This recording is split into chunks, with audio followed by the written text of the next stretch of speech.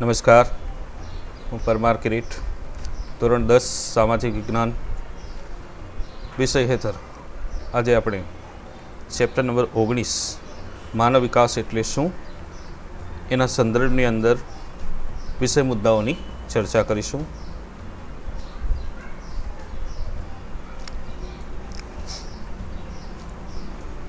વિદ્યાર્થી મિત્રો, જાણો છે કે પરિવર્તન એ સંસારનો નિયમ છે.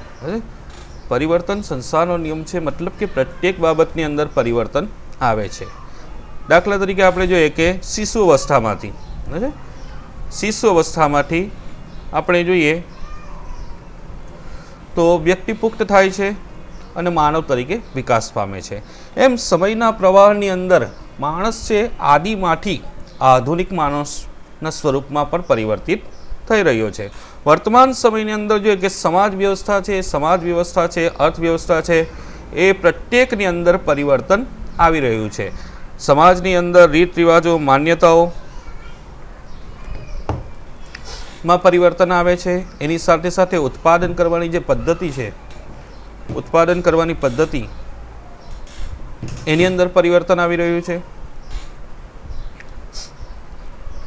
એની સાથે સાથે જોઈએ કે વર્તમાન સમયની અંદર આર્થિક ઉત્પાદનના ક્ષેત્રની અંદર આર્થિક ઉત્પાદન છે, એની સાથે વપરાશ છે, આવક જાવક છે અને નફા અને ખોટનો વર્તમાન સમયની અંદર હિસાબ માનવામાં આવી રહ્યો છે. અને અર્થશાસ્ત્ર છેલ્લા 70 વર્ષની અંદર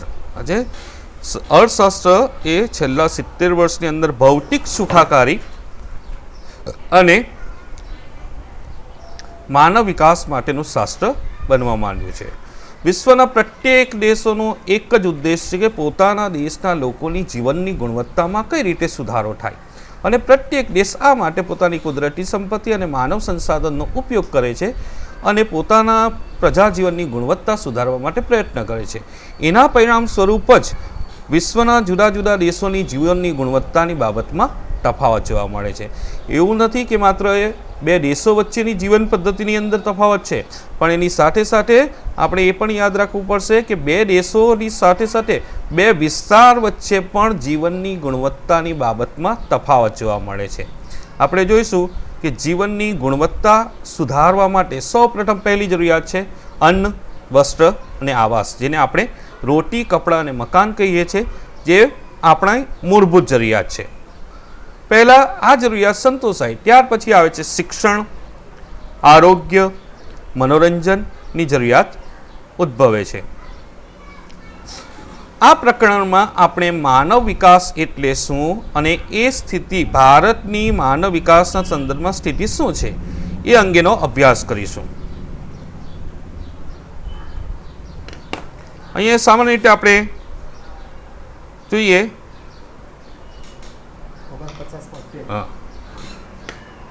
કે આપણે આ શબ્દ હ્યુમન ડેવલપમેન્ટ શબ્દ વારે ઘડીએ સાંભળીએ છીએ. ટીવીની અંદર પ્રસાર માધ્યમો છે, રાજકીય નેતાઓ છે, વિવિધ સંસ્થાઓ છે, આ શબ્દનો વારે ઘડીએ ઉપયોગ કરે છે.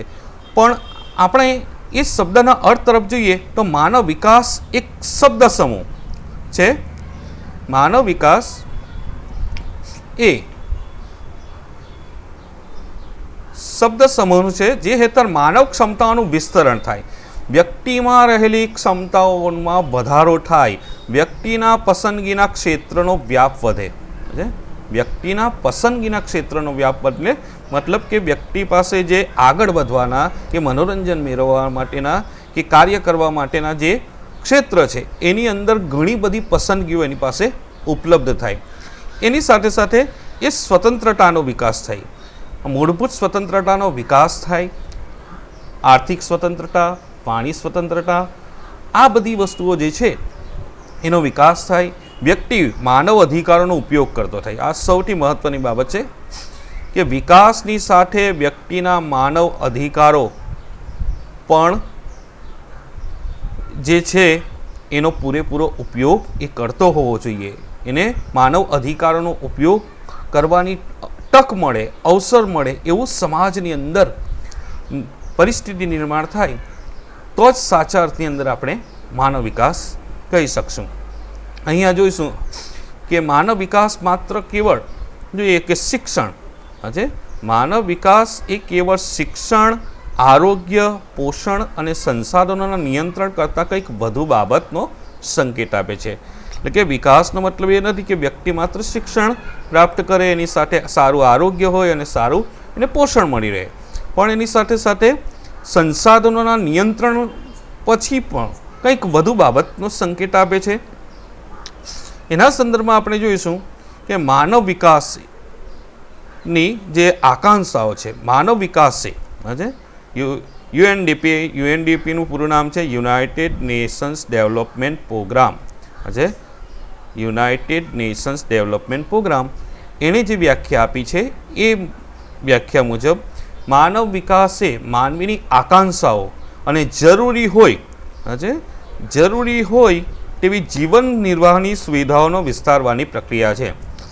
વ્યક્તિની આકાંક્ષાઓમાં વધારો થાય, જરૂરી હોય એવી તમામ જીવન આવશ્યક નિર્વાહનો મતલબ જીવન જીવવા માટે જરૂરી એવી સુવિધાઓ છે, એ સુવિધા વિસ્તારવાની પ્રક્રિયા છે, જે હેઠળ એને એ સુવિધાઓ સરળતાથી ઉપલબ્ધ બને. ટૂંકમાં કહીએ તો માનવ વિકાસ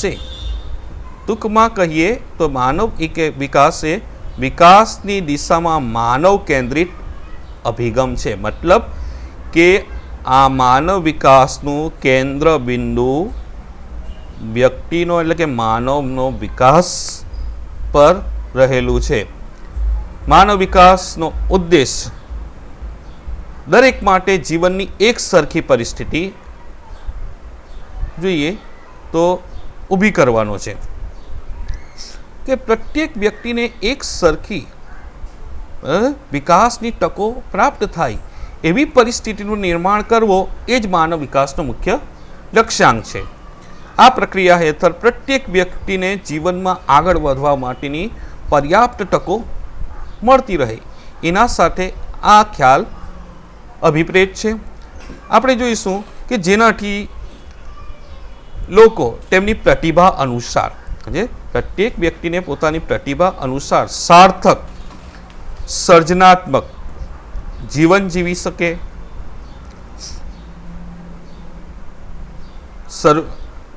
શકે, મતલબ એ થયો કે આ પ્રક્રિયા હેઠળ વ્યક્તિ પોતાની પ્રતિભા અનુસાર સાર્થક ઉન્નત જીવન જીવી શકે એવી પરિસ્થિતિનું નિર્માણ થાય તો જ સાચા અર્થની અંદર માનવ વિકાસ કહેવાશે.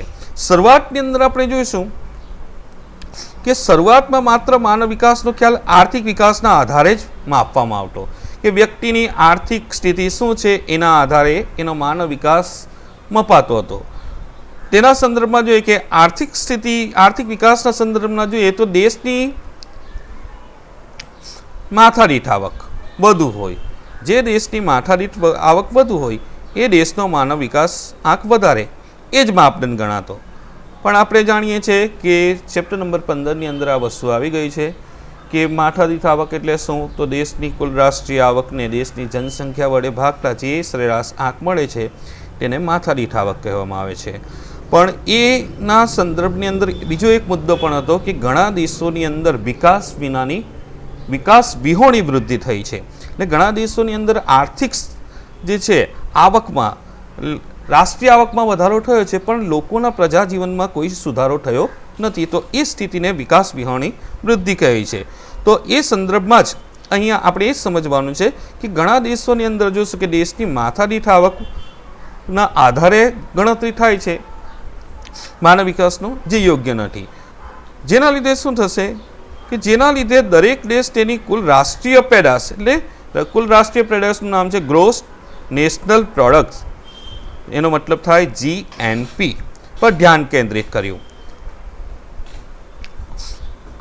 તો ઘણા દેશોની અંદર સ્થિતિ એ થઈ કે ઘણા દેશોમાં આર્થિક વિકાસ છતાં લોકોના જીવન ધોરણમાં કોઈ ખાસ પરિવર્તન આવ્યું નથી, એટલે જ કહ્યું છે કે એને વિકાસ વિહોણી વૃદ્ધિ કહી છે. આ સંદર્ભમાં જોઈએ કે માથાદીઠ આવક વધવા છતાં લોકોના જીવન ધોરણ કે સુખાકારીમાં કોઈ વ્યાપક અસર ના થઈ. આ માત્ર આર્થિક વિકાસથી જ માનવ વિકાસ થઈ શકે નહીં. અહીં સ્પષ્ટ થાય છે કે દેશની રાષ્ટ્રીય આવક વધે, દેશમાં ઉત્પાદન વધે તો એનાથી જે વિકાસ થયો છે તે આર્થિક વિકાસ છે, પણ એ આર્થિક વિકાસથી લોકોના જીવન ધોરણમાં ફેર ન પડતો હોય તો સાચા અર્થની અંદર માનવ વિકાસ થયો છે એમ કહી શકાય નહીં. માનવ વિકાસ માટે જરૂરી છે કે વ્યક્તિના પસંદગીના ક્ષેત્રનું વ્યાપ વધવું જોઈએ. આમ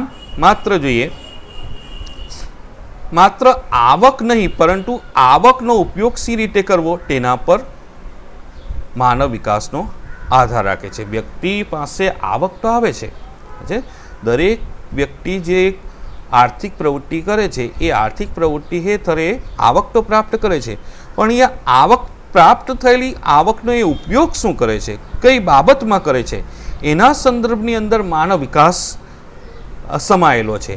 ટૂંકમાં માનવ વિકાસનો આધાર જોઈએ તો વ્યક્તિ આવકનો ઉપયોગ સી રીતે કરે છે એના પર રહે છે. આમ માનવ વિકાસના મુખ્યત્વે 4 સ્તંભો ગણવામાં આવ્યા છે. પહેલું છે સમાનતા, એટલે કે પ્રત્યેક વ્યક્તિને સમાન અવસર પ્રદાન થાય. સ્થિરતા, આર્થિક વિકાસની જે પ્રક્રિયા છે એ સતત ચાલતી રહે. ઉત્પાદકતા, એટલે ઉત્પાદન કરવાની ક્ષમતામાં વધારો થાય. અને છેલ્લું છે સશક્તિકરણ. સશક્તિકરણનો મતલબ વ્યક્તિ આર્થિક, સામાજિક, રાજકીય રીતે રીતે મજબૂત બને. આ 4 મુદ્દા પર માનવ વિકાસના મુખ્ય સ્તંભો ગણવામાં આવ્યા છે. આટલી પૂર્વ ભૂમિકા પછી જો તમારે ટૂંકમાં માનવ વિકાસને સમજવું હોય તો આપણે એના મુદ્દાસર જોઈએ કે માનવ વિકાસ એટલે શું. તો એના સંદર્ભમાં જોઈએ કે પહેલું પોઈન્ટ આપ્યો છે કે વ્યક્તિની રસ, રુચિ, આવડત અને બુદ્ધિ ક્ષમતા અનુસાર સફળ અને સર્જનાત્મક જીવન જીવવામાં એને સહાયક બને. પ્રત્યેક મતલબ એ થયો કે પ્રત્યેક વ્યક્તિની રસ છે, રુચિ છે, આવડત છે, એની જે બુદ્ધિ ક્ષમતા છે એની એક ક્ષમતા અનુસાર એ સફળ જીવન જીવી શકે, સર્જનાત્મક જીવન જીવી શકે. તો એ પરિસ્થિતિમાં જે સહાય બને તેને સાચા અર્થની અંદર માનવ વિકાસ કહેવાશે. બીજું કે માનવ ક્ષમતાઓનું નિર્માણ થાય. સ્વાભાવિક રીતે પહેલાં છે માનવ ક્ષમતાઓનું નિર્માણ કઈ રીતે થશે? તો વ્યક્તિમાં ક્ષમતાનું નિર્માણ ક્યારે થશે? જ્યારે એની પાસે તાલીમ હશે. ત્યારે તાલીમ હશે, કૌશલ્ય હાંસલ કરશે, ત્યારે એ અલગ અલગ પ્રકારનું કાર્ય કરવાની ક્ષમતા એ ડેવલપ કરી શકશે. એટલે આ માનવ વિકાસ પ્રક્રિયા હેઠળ પહેલું તો બીજો મહત્વનો મુદ્દો છે કે વ્યક્તિની અંદર ક્ષમતાનું નિર્માણ થાય અને ક્ષમતાના નિર્માણની સાથે સાથે એને સમાનતા પ્રાપ્ત થાય. સમાનતા પ્રાપ્ત થાય મતલબ શું થાય કે જે તક તમને મળે છે એ બીજાને પણ મળવી જોઈએ, અથવા જે બીજાને તક મળે છે એ પણ તમને મળવી જોઈએ. ટૂંકમાં છેવટના વ્યક્તિ સુધી આગળ વધવાની તકોનો અવસર પ્રદાન થાય એના સંદર્ભમાં આપણે માનવ વિકાસ થયો છે એવું કહી શકાય. અથવા વિવિધ ક્ષેત્રની અંદર જુદા જુદા ક્ષેત્રની અંદર વ્યક્તિનો પસંદગીનો વ્યાપ વધે. દરેક ક્ષેત્ર છે એ ક્ષેત્રની અંદર પસંદગીનો વ્યાપ એટલે કે ઘણા બધા ફિલ્ડ છે, એ ફિલ્ડની અંદર જે ઘણા બધા ફિલ્ડમાંથી એ પસંદ કરી શકે કે પોતે કઈ ફિલ્ડમાં જવું છે. તો વ્યક્તિની પસંદગીનો વ્યાપ વધે તો માનવ વિકાસ થયેલો કહેવાશે. સાથે સાથે માનવી તંદુરસ્ત, આરોગ્યમય, સ્વસ્થ અને દીર્ઘાયુ જીવન જીવે છે. નિરોગી જીવન જીવે, એની આરોગ્ય ક્ષમતા સારી હોય, એ સ્વસ્થ અને લાંબુ આયુષ્ય ભોગવે, એના સંદર્ભની અંદર આપણે કહી શકીએ કે આ સ્થિતિ નિર્માણ થાય તો એને માનવ વિકાસ થયેલો કહેવાય. એની સાથે સાથે વ્યક્તિ બદલાતા સમયની સાથે માહિતી અને શિક્ષણ પ્રદાન કરે, માહિતી અને શિક્ષણ દ્વારા જ્ઞાન પ્રાપ્ત કરે તો સાચા અર્થની અંદર એ માનવ વિકાસ થયેલો થશે. દેશ અને દુનિયાની માહિતી એ મેળવે, શિક્ષણ પ્રાપ્ત કરે, જાણકારી મેળવે તો સાચા અર્થની અંદર એ માનવ વિકાસ કહેવાશે. બીજું, વ્યક્તિને આર્થિક ઉપાર્જનની તકો પ્રાપ્ત થઈ. વ્યક્તિને આર્થિક ઉપાર્જનની તકો પ્રાપ્ત થાય મતલબ કે વ્યક્તિને કામ કરવા માટેની તકો ઉપલબ્ધ બને, આવક પ્રાપ્ત કરવા માટેના ક્ષેત્ર એને પ્રદાન થાય તો સાચા અર્થની અંદર માનવ વિકાસ કહેવાશે. એની સાથે સાથે જોઈએ કે વ્યક્તિ ઊંચા જીવન ધોરણ માટે કુદરતી સંસાધનોનો સમાન રીતે ઉપલબ્ધ રહે. હવે પ્રત્યેક વ્યક્તિને ઊંચું જીવન જીવવું છે એના માટે જે કુદરતી સંપત્તિ છે એ પ્રત્યેક વ્યક્તિને સમાન રીતે ઉપલબ્ધ થાય, એટલે એને સુવિધા સરળતાથી અન્યને મળે છે તે પણ મળવી જોઈએ. એ રીતની સ્થિતિ કુદરતી સંસાધનના સંદર્ભમાં જો કે એને જમીન પ્રાપ્ત થવી જોઈએ, પૂરતી માત્રાની અંદર પાણી, હવા, ઉજાસવાળા રહેઠાણ, તો એ સાચા અર્થની અંદર એનું જીવન ધોરણ ઉપર આવશે.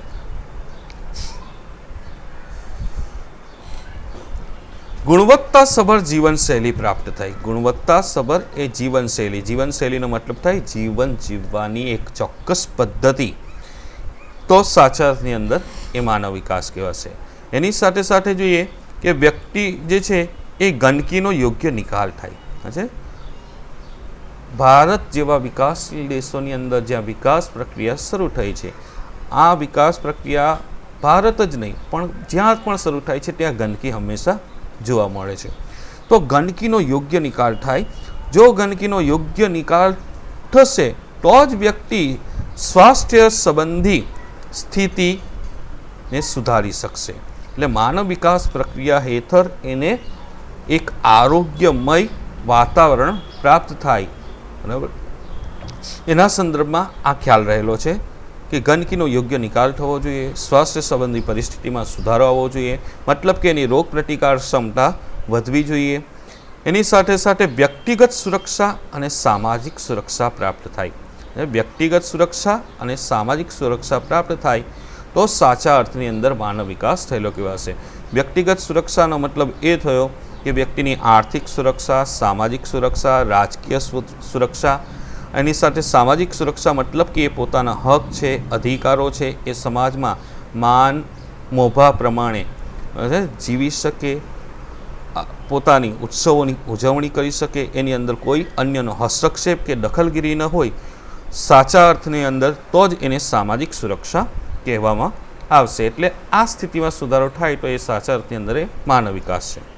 એની સાથે માનવ પોતાના અધિકારોનો ઉપયોગ કરે. સામાન્ય રીતે ભારત જેવા વિકાસશીલ દેશોની અંદર જોઈએ કે ઘણી બધી સ્થિતિમાં અલ્પ શિક્ષણ છે અથવા અશિક્ષિત વ્યક્તિઓ છે, એને પોતાના મૂળભૂત કયા અધિકારો છે એની જાણકારી જ નથી. તો આ અધિકારોનો એ ઉપયોગ કરતો થાય તો સાચા અર્થની અંદર એ માનવ વિકાસ થયેલો કહેવાશે. એની સાથે ટૂંકમાં આ તમામ મુદ્દાઓના સંદર્ભમાં જોઈએ તો માનવ વિકાસ એટલે શું, તો એનો મતલબ એ થાય કે માનવ વિકાસ એ તમામ તકોનું સર્જન અને વિસ્તરણ સાથે માનવ વિકાસને સંબંધ છે. ઉપરોક્ત જેટલી પણ તકો દર્શાવી છે એનું સર્જન થાય, એનું વિસ્તરણ થાય તો એ સાચા અર્થની અંદર એ માનવ વિકાસ થયેલો છે એમ કહી શકાશે. આમ જોઈએ તો માત્ર આર્થિક બાબત જ નહીં પરંતુ એની સાથે સાથે માનવ જીવનની સુખ શાંતિ, આર્થિક, સામાજિક, રાજકીય અને સાંસ્કૃતિક પાસાઓનો સમાવેશ થાય છે માનવ વિકાસના સંદર્ભની અંદર. વિકાસશીલ દેશોની અંદર જોઈએ, ભારત જેવા વિકાસશીલ દેશોની અંદર જોઈએ કે નવીન સુધારા પ્રત્યે ઉદાસીનતા છે. કોઈક પણ નવીન બાબત દાખલ થાય એના પ્રત્યે વ્યક્તિને ઉદાસીન છે, એ નવી બાબતો સ્વીકાર માટે તૈયાર નથી હોતો. સુખ છે એ જૂની પુરાણી પરંપરા કે પદ્ધતિને વળગી રહે છે. આ ઉપરાંત નીચી આકાંક્ષા છે. નીચી આકાંક્ષાનો મતલબ કે જીવનમાં કંઈક નવું કરવા માટેની એની પાસે કોઈ ઈચ્છા નથી. બરાબર, જે મળ્યું જેવું મળ્યું એને સ્વીકારી લેવાની જે બાબત છે એ નીચી આકાંક્ષા કહેવાશે. પણ જે મળ્યું છે એના કરતાં વધારે મેળવવાની જો એની અપેક્ષા હોય તો એને સ્વાભાવિક રીતે એને કહેવાશે એની અપેક્ષા વિસ્તરશે તો જ એનો વિકાસ થશે. એટલે વિકાસશીલ દેશોની અંદર જો એ નવીન સુધારા પ્રત્યે ઉદાસીનતા, નીચી આકાંક્ષા, નિરક્ષરતા, સાહસ વૃત્તિનો અભાવ, વહેમ અને અંધશ્રદ્ધા અને જૂનવાણી માનસ એટલે જૂની પુરાણી પરંપરાને વળગી રહેવાની વ્યક્તિની વિચારધારા, વિચારસરણી. આ જૂની પુરાણી રૂઢિઓ છે, જૂની પુરાણી રૂઢિઓ અને રિવાજો એના સંદર્ભમાં એક શબ્દ કહી શકે, એક સરેરાશ ભારતીય વ્યક્તિનું જીવન, એક સરેરાશ ભારતીય વ્યક્તિનું જીવન બે જ બાબતોની અંદર પસાર થઈ જાય છે. એક તહેવાર સાચવવા માટે અને બીજું વ્યવહાર સાચવવા માટે. એટલે કે તહેવાર અને વ્યવહાર આ બે સાચવવા માટે વ્યક્તિ મોટાભાગની આવકનો ખર્ચ કરી નાખે છે, કારણ કે કેટલીક જૂની રૂઢિઓ છે, રિવાજો છે, એને વળગી રહ્યો છે. તો એની પાછળ થતો બિનજરૂરી ખર્ચ છે એનાથી વ્યક્તિનો વિકાસ અટકે છે. પણ એ જ આ જે રૂઢિઓ રિવાજો પાછળ જે ખર્ચ કરે છે એના સ્થાને એ ખર્ચ પોતાની આર્થિક સલામતી માટે જો એ કરતો હોય કે નવા ઉદ્યોગની સ્થાપના માટે જો કરતો હોય તો એનું જીવન બહેતર બની શકે છે.